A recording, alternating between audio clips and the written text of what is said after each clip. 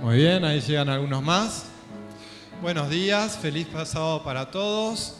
¿Estuvieron en la escuela sabática ya? ¿Sí? Bien. Vamos a contar una historia hoy de dos chicos que tenían más o menos la edad de ustedes, tal vez un poquito más. Marcos y Gastón. Marcos estaba muy preocupado porque desde hacía un tiempo todos los compañeritos del curso siempre lo molestaban a Gastón y se hacían burlas de él.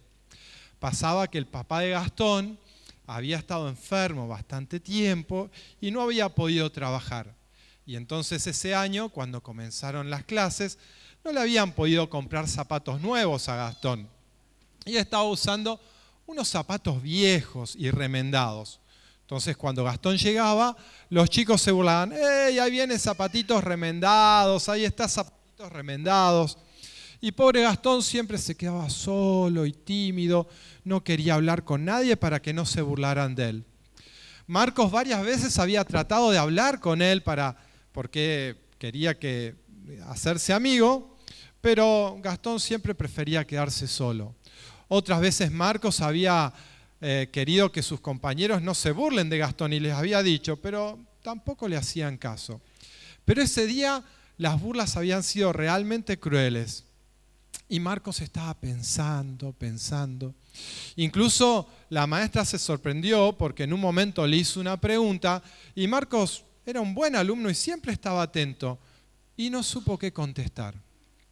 Siguió pensando hasta que en un momento dijo, se me ocurrió una idea. Así que esperó que termine el día de clases y rápido volvió a su casa. Y cuando estuvieron su papá y su mamá, les dijo, pasa esto con Gastón, todos los chicos se burlan y tengo una idea. Y a los papás les pareció muy buena la idea. ¿Quieren saber cuál era la idea de Gastón, de Marcos? Bueno, él al día siguiente hizo esto. Espérenme que yo les voy a mostrar. No se muevan, espérenme.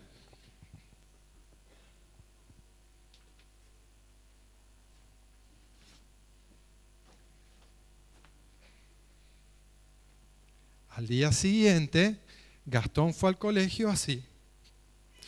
Iba pateando las piedritas para que todo el mundo vea que tenía unos zapatos viejos que él usaba para ayudar a su papá a hacer la huerta. Estaban salpicados con pintura porque habían estado pintando la casa y tenía unos zapatos viejos. Y entonces los chicos cuando lo vieron empezaron a burlarse también y dijeron, uy, ahora Marquitos también tiene zapatitos remendados, tenemos otros zapatitos remendados.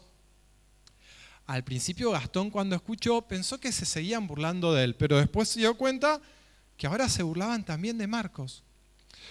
Cuando llegó el recreo todos los chicos salieron y ellos se quedaron los dos solos. Y Marcos le dijo, ¿querés jugar una carrera? Marcos era bueno corriendo. Y Gastón dijo, está bien. Y Gastón ese día ganó la carrera. Y se pusieron a charlar. ¿Qué haces con esos zapatos viejos? Si vos tenés zapatos nuevos, dijo Gastón. Es que quería alguna forma de que pudiéramos charlar, porque cada vez que yo trato de charlar con vos, vos no querés. Es que yo pensaba que vos también querías burlarte de mí. No, quería que seamos amigos. Es más, tengo una idea. Ayer les consulté a mis papás y están de acuerdo. Cuando salgamos del colegio quiero que vengas a casa, porque mis tíos para el cumpleaños me regalaron unos zapatos que yo todavía no usé. Y te los voy a dar para que vos puedas usarlos. Como somos más o menos de la misma estatura, supongo que te van a ir bien. ¿De verdad harías eso? Sí, dijo. Sí, dijo Marcos. Así que cuando terminaron las clases, fueron a la casa y efectivamente los zapatos nuevos de Marcos le servían a Gastón. Así que al día siguiente los dos fueron a la escuela con zapatos lindos y nunca más se burlaron de ellos. Esta historia nos enseña que a veces nosotros miramos las cosas que la gente tiene afuera, la ropa o el color de la piel o el color del cabello o alguna otra característica. Tanto los niños como los grandes somos proclives a eso. Pero Jesús, ¿qué dice en la Biblia? ¿Él qué es lo que le gusta mirar a Dios? ¿Qué cosa mira a Dios de cada uno de nosotros? Él, el corazón. Muy bien. Pidámosle a Dios que nos ayude a ver el corazón de los niños que están a nuestro lado. Y si alguna vez Pasa que en nuestro curso hay alguien como Gastón que se burlan, pidámosle a Dios, también las niñas, pidámosle a Dios que nos ayude con inteligencia a poder ser amigos de estos niños. Muy bien, volvemos a nuestros lugares.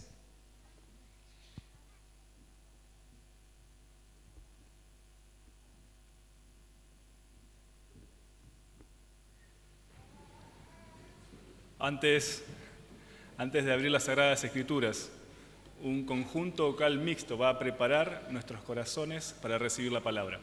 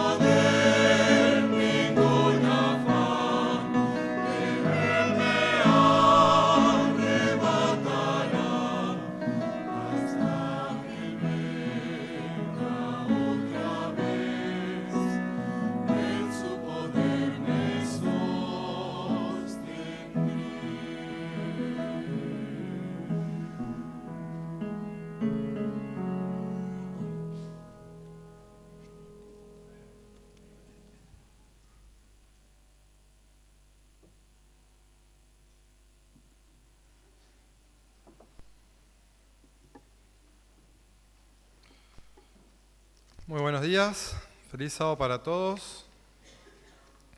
Estamos terminando la semana de Hogar y Familia con algunos temas muy interesantes que tuvimos. Espero que hayan podido asistir o al menos que lo hayan podido escuchar por radio. Hace 3 meses el Dr. Frick me invitó a que predicara en esta mañana y entonces yo empecé a elaborar un tema que ya tenía allí dando vueltas. Y más o menos un mes después me dice: Ariel, esa semana justo termina la semana de Hogar y Familia, así que queremos que prediques algún tema relacionado sobre hogar y familia. Y por suerte el Dr. Frick no está hoy porque así no se entera lo que voy a decir. Creo que se equivocó. Por 2 razones. Una personal, porque me obligó a empezar de nuevo con la elaboración de otro tema. Y la segunda es porque él me tendría que haber invitado a hablar de hogar y familia por lo menos hace 5 años atrás, cuando yo no era padre, y estos temas los tenía mucho más claros. ¿Sí? Me resultaban mucho más obvios que ahora. Y hace 10 años atrás, cuando era soltero, pero todavía hubiera sido mejor. ¿Sí? Ahora que ya soy casado y tengo hijos, estos temas de hogar y familia tienen sus complejidades que a veces no logramos imaginar. Pero elegí un tema en el cual creo que podemos, en la palabra de Dios, encontrar una ayuda segura y un ejemplo que nos puede iluminar en nuestro caminar diario, como personas, como creyentes y como familia. Ustedes saben que el Nuevo Testamento fue escrito mayormente en griego y que muchas veces estaría bueno saber griego para poder leer el Nuevo Testamento en el idioma original y no depender de las traducciones que siempre son limitadas, ¿no? Ahora, si nosotros esta mañana propusiéramos aprender griego, bueno, sería complicado. ¿Cuál sería la mejor manera de aprender griego para poder leer el Nuevo Testamento en griego si nosotros quisiéramos? ¿Cuál sería la manera más sencilla? Bueno, probablemente ir a Grecia. Y una mejor manera hubiera sido nacer en Grecia, en una familia griega. Y entonces el griego no sería una cuestión a aprender, sino sería algo natural, una herencia social, cultural y familiar, y sería una cuestión obvia en nuestra vida. Bien, si nosotros hiciéramos una encuesta en nuestro país, en nuestra comunidad, probablemente 7, 8 o 9 de cada 10 encuestados diría que es cristiano. Sin embargo, para muchos de ellos sería una cuestión también de herencia familiar y cultural, como el griego para los griegos. ¿Sí? El problema es que el griego para los griegos, como herencia cultural, no conlleva ningún problema. Pero el cristianismo, para los cristianos, si queda solamente como una herencia, entonces sí se transforma en un problema. Podrá haber cierto grado de información mayor o menor, la adherencia a algunos ritos religiosos con mayor o menor ahínco, pero no pasará de allí. Ahora, qué bueno es cuando se juntan las dos cosas, cuando la herencia familiar se puede ver corolada por la decisión personal. Sería como que un creyente griego que tiene el deseo de leer la Biblia en su idioma original, lo hace con la naturalidad de haber heredado el idioma griego como herencia familiar. Por eso que cuando preguntamos, ¿puede ser la religión una herencia familiar? La respuesta obvia sería no. Y es cierto, no, porque tiene que ser inevitablemente una decisión familiar, una decisión personal. Pero qué bueno es cuando esa decisión personal se ve facilitada por la herencia familiar. Y en la búsqueda de ese equilibrio vamos a recurrir a la Biblia. En general se dice que, al menos en los negocios, la tercera generación de una empresa familiar tiene muchos riesgos. Algunos podrían hablar de esto mejor que yo. ¿Por qué? Porque la primera generación que funda el negocio, que tiene el proyecto, que logra llevarlo adelante con con esfuerzo, con empeño, con sacrificio, con ideas, con los dones naturales que tiene esa persona, acrecienta el negocio. Ese negocio muchas veces llega a ser una empresa mediana o grande. Los hijos que vieron y aprendieron del autor de la idea, esto que saben cuáles son las mañas, las estrategias, las astucias para llegar al negocio adelante, copian y lo siguen aprovechando. Pero en la tercera generación muchas veces hay un quiebre, porque esa tercera generación ya nació viendo el negocio familiar y casi lo tomó como una cuestión natural que estaba allí casi por generación espontánea y no sabe aprovecharlo, y entonces muchas veces el negocio termina siendo mal administrado. Y en la vida espiritual muchas veces pasa lo mismo, ¿no? Y muchos de los que estamos aquí podemos decir que somos segunda, tercera, cuarta generación de creyentes, de adventistas, y hemos heredado la religión y naturalmente en nuestra casa crecimos en ese contexto espiritual. Tenemos en la Biblia la historia de un patriarca que corrió el mismo riesgo, muchos años antes que nosotros, porque esto no es un riesgo de la vida moderna, sino que es un riesgo que todos tenemos. Y me refiero a Jacob.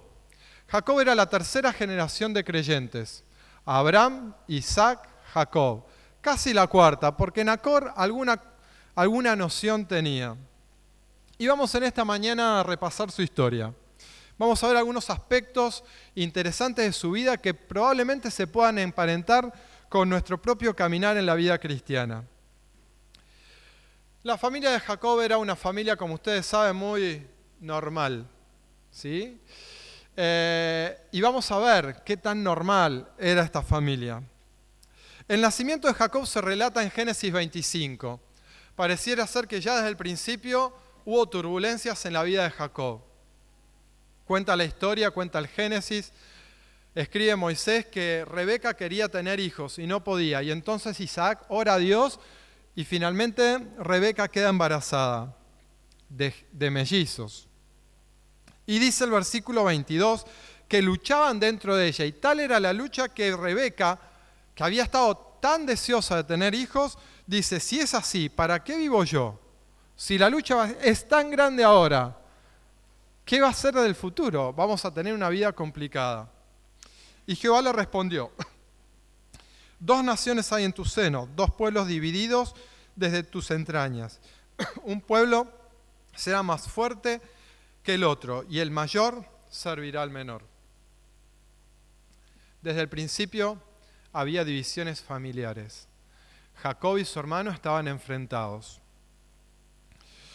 Dice que cuando se cumplieron los días, nacieron los mellizos y Esaú nació primero.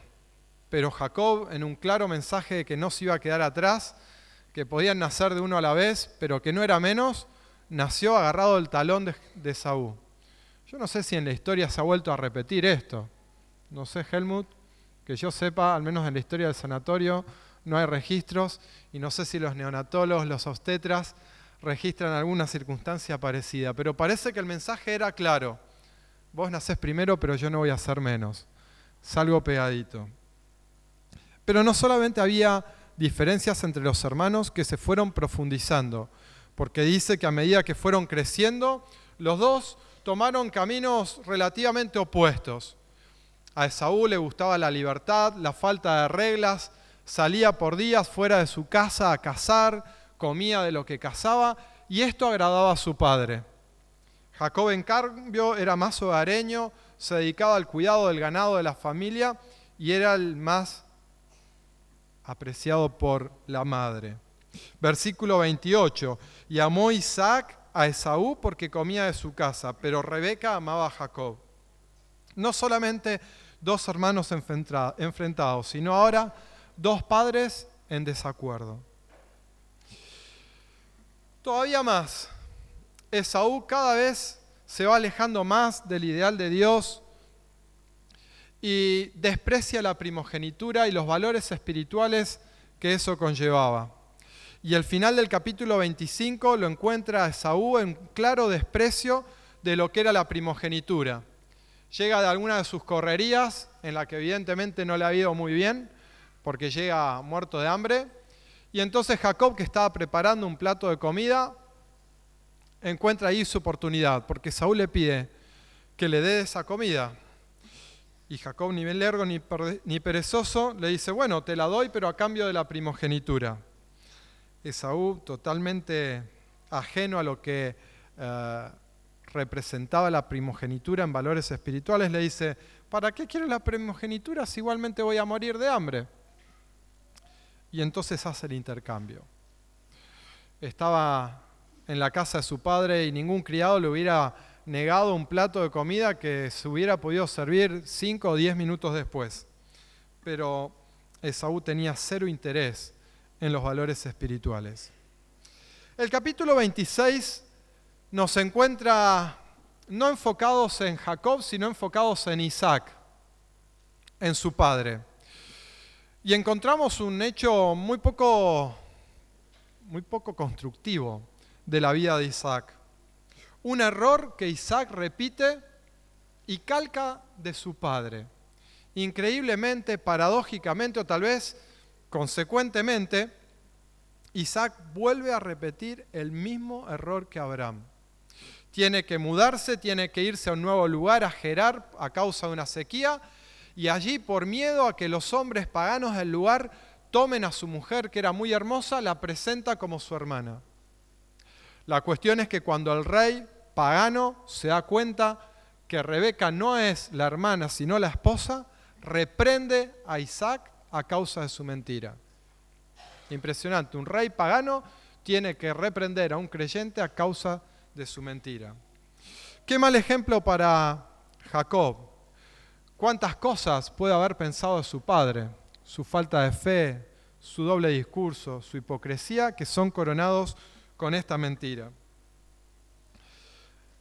A todo lo anterior entonces se junta este mal ejemplo de su padre. El hermano mayor sigue tomando malas decisiones porque al final del capítulo dice que Esaú amarga la vida de Isaac y de Rebeca tomando por esposas a 2 mujeres paganas.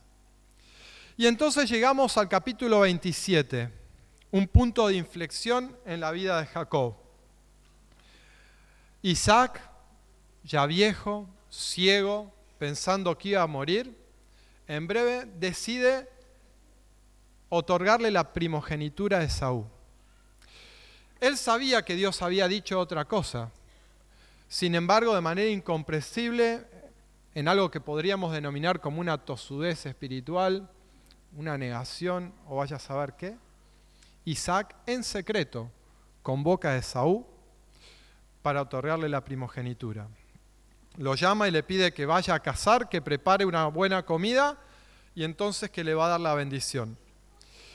Era un momento especial para la familia y habitualmente había una reunión y una fiesta familiar para celebrar esta ocasión. Pero Isaac, a sabiendas de que está obrando mal, lo hace en secreto. Su esposa, Rebeca, estaba atenta. Sabía que algo evidentemente estaba por ocurrir.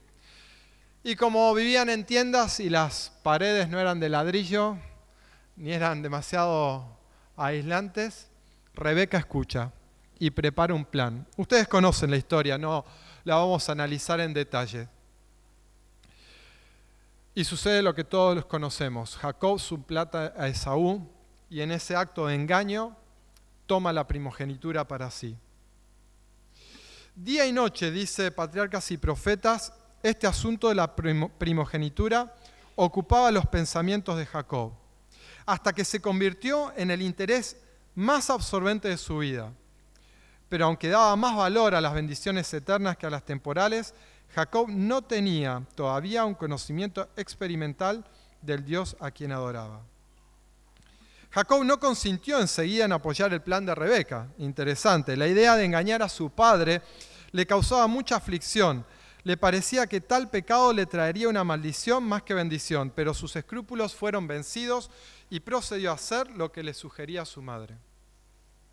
Qué momento dramático de la vida familiar. Con el tiempo dice que Rebeca se arrepintió amargamente del mal consejo que había dado a su hijo, pues fue la causa de que quedara separada de él y nunca más viera su rostro. Desde aquella hora en que recibió la primogenitura, Jacob se sintió agobiado por la condenación propia. Había pecado contra su padre, contra su hermano, contra su propia alma y contra Dios. En solo una hora se había acarreado una larga vida de arrepentimiento. Y Jacob tiene que huir, porque Esaú promete venganza. Y su madre lo manda a Mesopotamia, a la casa de su hermano, del tío de Jacob. Y Jacob huye. Y empieza a buscar aquí su propio derrotero espiritual. Y ustedes conocen lo que pasó.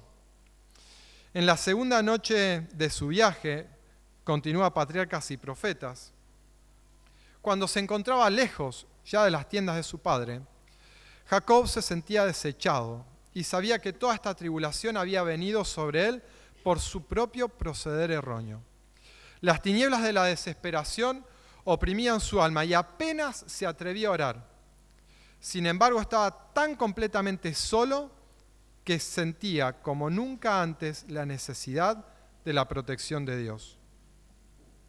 Llorando y con profunda humildad, confesó su pecado y pidió que se le diera alguna evidencia de que no estaba completamente abandonado.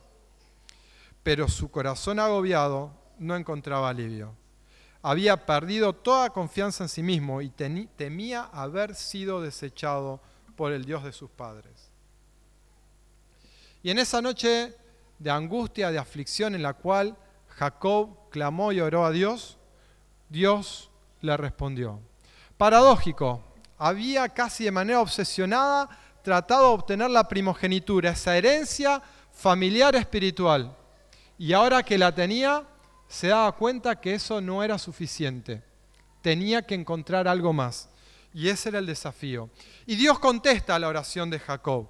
Y recuerdan que ve una visión, un sueño en la noche de una escalera que conecta el lugar donde él está con Dios. Y cuando se levanta, Jacob, ya con la certeza de que Dios lo está acompañando, hace un voto. Y dice, versículo 20 del capítulo 28. Génesis 28, 20.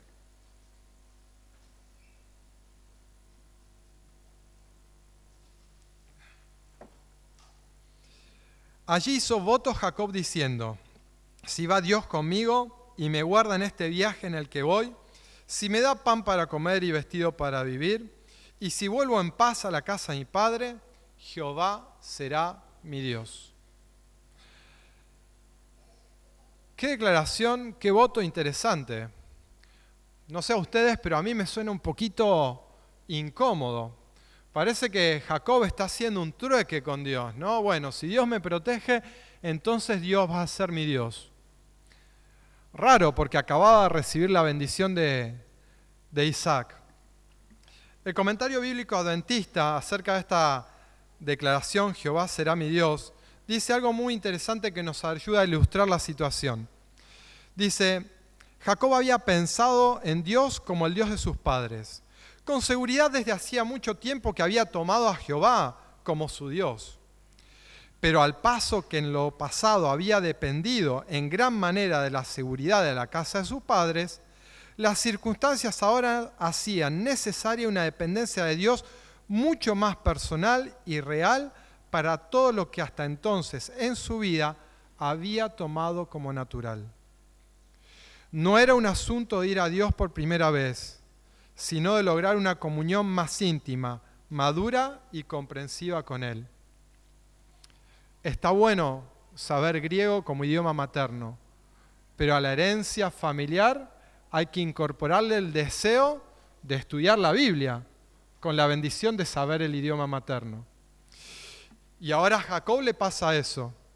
Tenía su herencia. Todo lo que le había resultado natural, espontáneo y obvio, ahora le servían como cimiento, pero tenía que empezar a construir en eso. La historia continúa.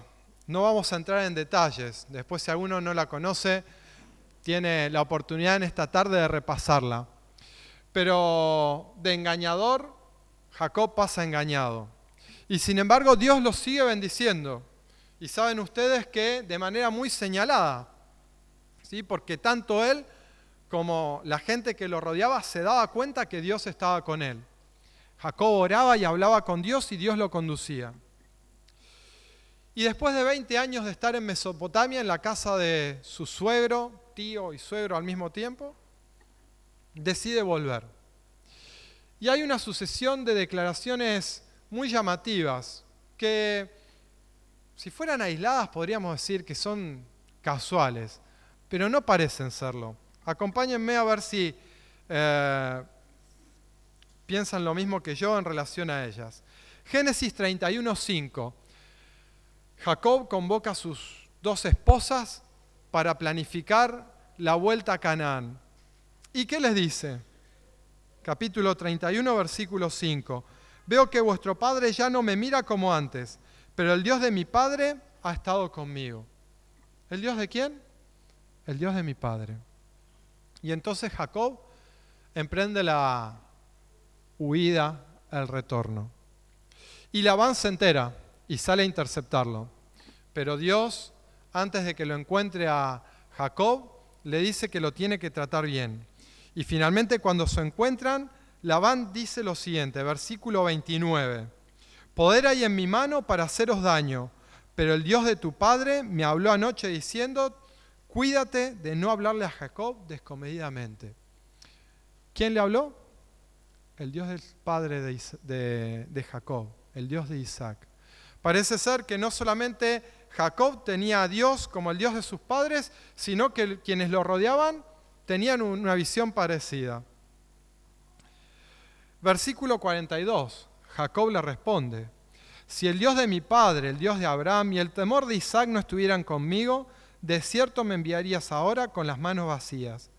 Pero Dios ha visto mi aflicción y el trabajo de mis manos y anoche te reprendió. Y entonces hacen un pacto de amistad o al menos de no agresión. Versículo 53, Labán dice que el Dios del padre de nuestros padres, el Dios de Abraham, el Dios de Nacor, juzguen entre nosotros. Entonces Jacob juró por aquel a quien temía, Isaac su padre. Alguna declaración puede ser casual, pero tantas declaraciones en cuanto a que era el Dios de sus padres llama la atención. Y Jacob vuelve a emprender el camino. Y recuerdan ustedes que manda mensajeros para aplacar la ira de su hermano. ¿Y qué recibe como respuesta? La noticia de que su hermano viene a encontrarse con él y con 400 hombres, un pequeño ejército para encontrarse con su hermano. Y entonces Jacob ora, capítulo 32, versículo 29. Luego dijo Jacob de la siguiente manera, Dios de mi padre Abraham y Dios de mi padre Isaac, Jacob, que me dijiste, vuélvete a tu tierra y a tu parentela, y yo te haré bien. No merezco, Señor, todas las misericordias y toda la verdad con que has tratado a tu siervo, pues con mi cayado pasé este Jordán y ahora he de atender a 2 campamentos. Líbrame ahora de manos de mi hermano, de manos de Saúl, porque le temo, no venga acaso y me hiera a la madre junto con los hijos. De nuevo, Jacob orando al Dios de su padre Abraham y de su padre Isaac. Y nuevamente la vida de Jacob llega a un punto de inflexión. Así como había sido un punto de inflexión el momento de ese engaño que lo había condicionado terriblemente y negativamente en muchos aspectos de su vida, llega otro momento de inflexión. Recuerdan que Jacob divide a su familia en 2 y la manda a acampar en lugares distintos para que si Esaú venía, encontrara a unos y los otros pudieran librarse y huir. Y él solo se va a orar y pasar la noche con Dios. Versículo 25. Ya cerca del amanecer vino alguien y lo tocó y empezó una lucha. Y cuando el hombre vio que no podía con él, con Jacob, tocó en el sitio del encaje del muslo y se descoyuntó el muslo de Jacob mientras con él luchaba. Jacob tiene una lucha por la vida, por su vida física y por su vida espiritual. Déjame porque raya el alba, dice este desconocido. Y Jacob le responde, no te dejaré si no me bendices. ¿Cuál es tu nombre?, le preguntó el hombre. Jacob, respondió él. Entonces el hombre dijo, ya no te llamarás Jacob, sino Israel, porque has luchado con Dios y con los hombres y has vencido. Y entonces Jacob llamó a ese lugar Peniel, porque dijo, vi a Dios cara a cara y fue librada mi alma. El engañador, el suplantador, el que toma el calcañar, eso significa Jacob, fue reemplazado por el que lucha con Dios o el que prevalece sobre Dios. Cambió el nombre de Jacob por Israel y cambió también su vida y su futuro. ¿Qué hizo Jacob? Se reconcilió con su hermano, volvió a Canaán. ¿Y cuál fue una de las primeras cosas que hizo? Construyó un altar. Hasta aquí en Génesis se había contado que Abraham construía altares, que Isaac construía altares. Hacía 20 años que Jacob había recibido la primogenitura y no se relata que haya construido ningún altar. Pero ahora, después de esa noche, Jacob construye un altar. ¿Y cómo lo llama? Capítulo 33, versículo 20. Y lo llamó El Elohé Israel, que significa dedicado al Dios de Israel. Esto es, a su propio Dios. Ya no era más el Dios de Abraham, el Dios de Isaac, sino que ese altar era el altar al Dios de Jacob, al Dios de Israel, a su propio Dios. Esto no significa que Jacob dejó de lado toda esa herencia que había recibido. De hecho, más adelante en algún lugar él ora a Dios y ora en el nombre del Dios de Abraham y de Isaac. Pero ahora Dios es su propio Dios. En Génesis capítulo 49 encontramos otra declaración muy interesante.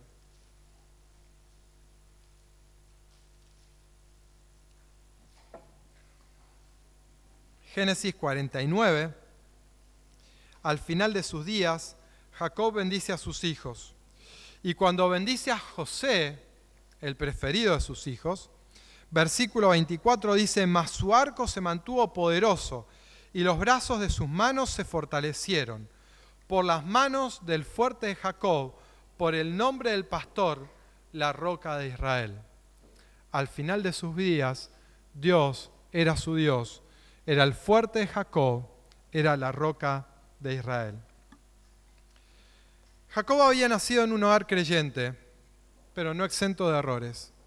Errores que lo afectaban a veces indirectamente, como observador pasivo, cuando la mentira de su padre, y otros errores que lo condicionaron y marcaron su vida de manera directa, como el mal consejo de su madre.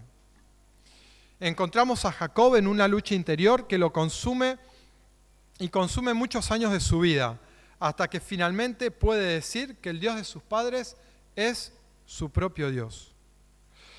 Y lo llamativo y lo interesante es que a lo largo de todos estos años no encontramos a Jacob viviendo una vida perdida en las antípodas de lo que tenía que ser, sino que lo encontramos orando a Dios, en diálogos con Dios, siendo bendecido por Dios.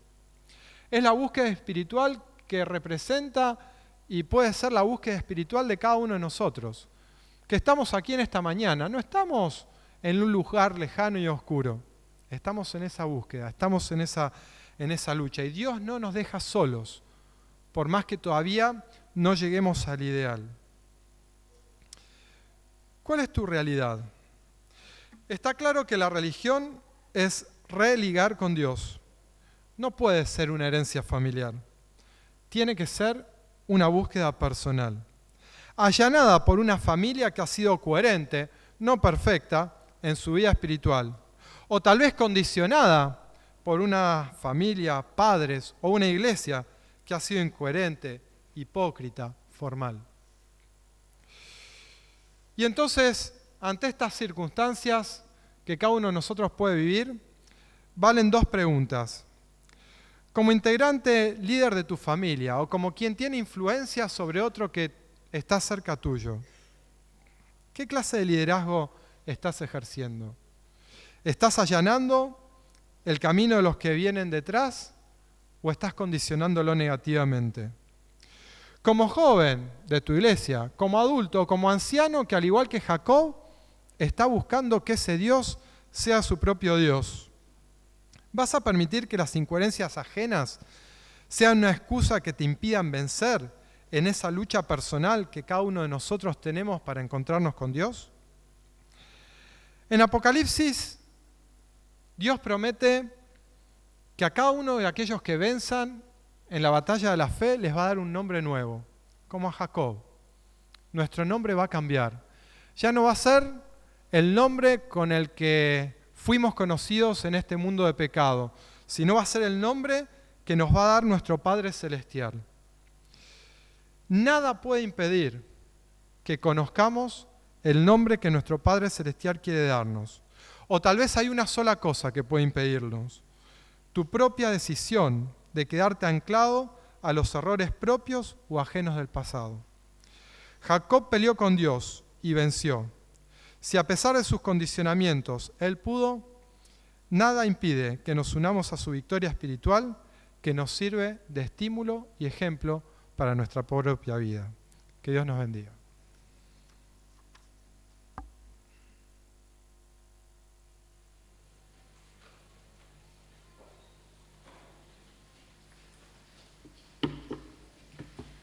Vamos a entonar el himno 469, Jesús me guía. De pie.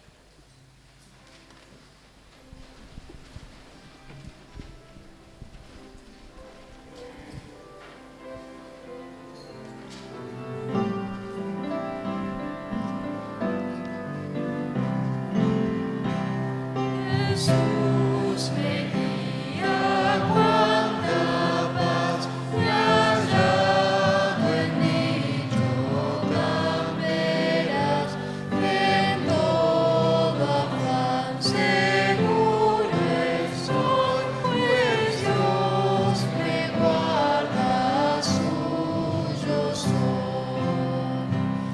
Jesús me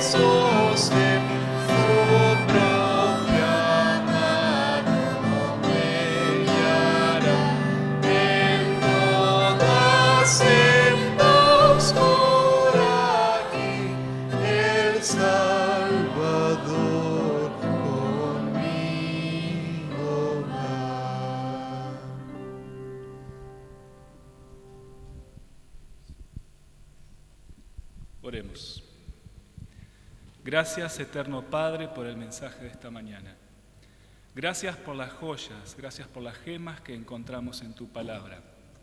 Señor, es nuestro anhelo que no solamente seas el Dios de nuestros padres, de nuestros abuelos, sino también que seas nuestro Dios. Derrama tu espíritu para que esto sea una realidad en nuestras vidas.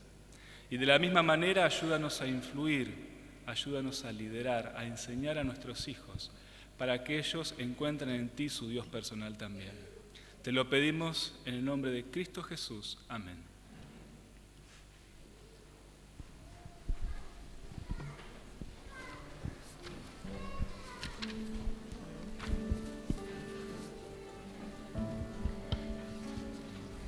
Para retirarnos de acá vamos a entonar el himno 41, Gracia, Amor y Comunión.